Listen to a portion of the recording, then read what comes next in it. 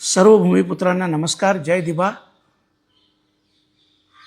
खरं म्हटलं तर आपला 22 तारखेपासून आंदोलनाची आपण हाक दिली होती. आचारसंहितेच्या कारणास्तव आपण आंदोलन करू शकलो नाही, आपला परवानगी नाकारली गेली. परंतु सरकारने आपल्याला सांगितल्याप्रमाणे कुठलाही शब्द पाळला नाही आणि येत्या 25 तारखेला व्यावसायिक विमानसेवा रेग्युलर टेक ऑफ आणि लँडिंग हे चालू होणार आहे. आणि म्हणून मी सगळ्या भूमिपुत्रांना आव्हान करतो, आंदोलन तर आपण करणारच आहे. कुठल्याही परिस्थितीत जोपर्यंत दिबा पाटील साहेबांचं नाव लागणार नाही तोपर्यंत तुम्ही आम्ही कोणीही स्वस्थ बसणार नाही, गप्प बसणार नाही.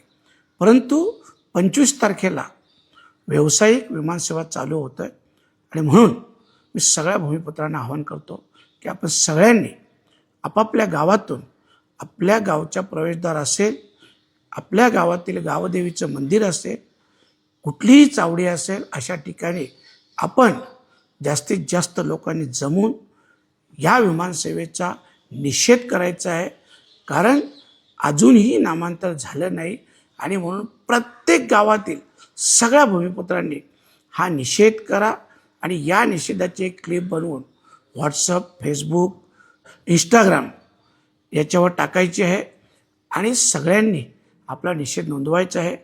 जरी आपण घरातून आपल्या परिवारासोबत काळा झेंडा दाखवून जरी निषेध नोंदवला तरीही चालेल, परंतु हा निषेध नोंदवणं हे आपल्या सगळ्यांसाठी गरजेचं आहे.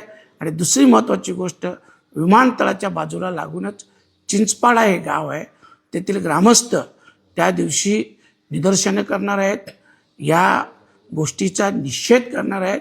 आणि म्हणून मी भूमिपुत्रांना आव्हान करेन की ज्यांना जमेल, ज्यांना शक्य असेल ते त्या ठिकाणी पोचवा आणि आपला निषेध नोंदवा. नक्कीच तेव्हा तरी सरकारला जाग येईल.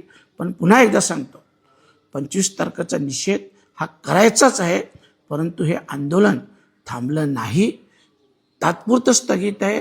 पुन्हा एकदा नव्या जोमाने, नव्या जोशाने जशी आचारसंहिता आटोपेल तसे आपल्या आंदोलनाला सुरुवात होईल. आजच्या दिवसापुरती एवढंच. जय दिबा.